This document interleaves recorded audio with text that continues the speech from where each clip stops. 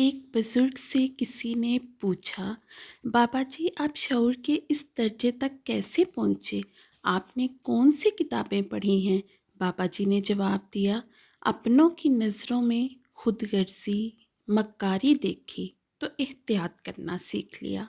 जिनसे मोहब्बत की, इनकी आंखों में नफ़रत देखी तो खामोश रहना सीख लिया।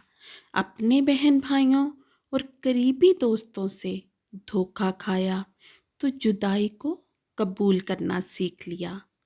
जिनसे रिश्ता बनाया, अपना माना, जब इसने मुझे छोड़ा और किसी और को अपना बना लिया, तब पता चला वो अपना था ही नहीं। बहुत से अपनों को दफनाया और ये जाना कि मोहब्बत को जिंदा रखना चाहिए।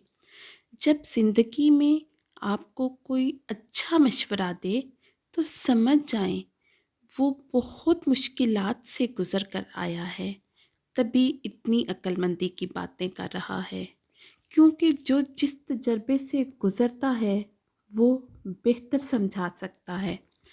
तो ज़िंदगी की मुश्किलात से गुज़र कर ही अक्लमंदी की बातें पता चलती हैं। ज़िंदगी के सबक मुफ्त में नहीं मिलते। अगर आपको ये स्टोरी अच्छी लगी है तो हमारी वीडियो को लाइक और शेयर करें। Thank you. अल्लाह हाफिज़।